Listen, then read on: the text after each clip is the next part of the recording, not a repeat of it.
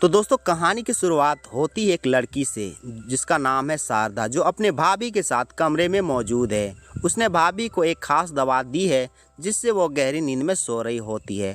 शारदा पहले उसे जांच करती है कि भाभी कहीं जग तो नहीं रही है, और फिर उसे जब पूरा यकीन हो जाता है कि वह गहरी नींद में सो रही है तो वो अपने इरादे को अंजाम देने लगती है।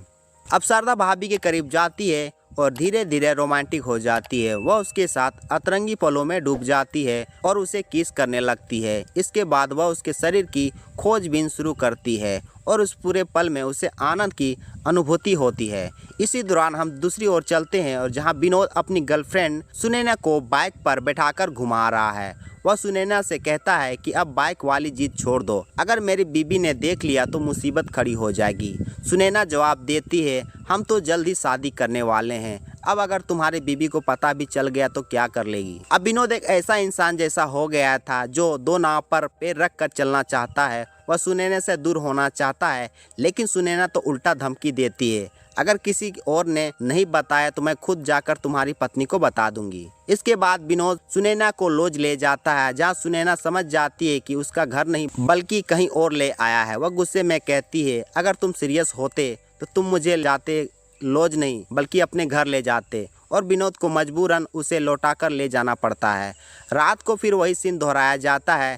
शारदा दोबारा भाभी को दवा देती है और उसके करीब जाने लगती है, लेकिन तभी विनोद वहां पहुंच जाता है। वह शारदा को रंगे हाथ पकड़ लेता है और गुस्से में पूछता है, ये क्या कर रही थी तुमने मेरी बीबी को बेहोश करके क्या करने की सोच रही थी। शारदा डर जाती है और कुछ नहीं बोल पाती है। विनोद कहता है, मैंने तुम्हें घर में जगा दी और तुमने ये क्या किया, पता नहीं कब से ये सब चल रहा है। शारदा माफी मांगती है, लेकिन विनोद कहता है, अब बराबरी का हिसाब हो, अगर तुम्हें इतना मजा आता है तो अब मेरे साथ भी करो। इसके बाद विनोद शारदा को जबरन अपने बाहों में भर लेता है और उसके साथ संबंध बनाने लगता है। वो कहता है, जो सुख मुझे अपनी बीबी से कभी नहीं मिला वो आज तूने दे दिया। अगली सुबह शारदा अकेली बैठी होती है, खोई हुई होती है। तभी उसके पिताजी आते हैं, पूछते हैं कि वह इतना चुप क्यों है।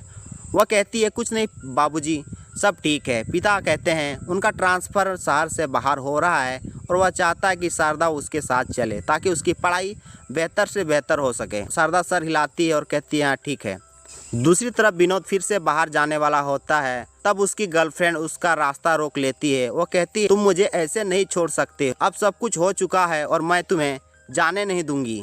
विनोद गुस्से में आकर उसे पकड़ लेता है और धमकाता है, जो था वह ख़त्म हो गया, अगर रास्ते में आई तो अंजाम बुरा होगा।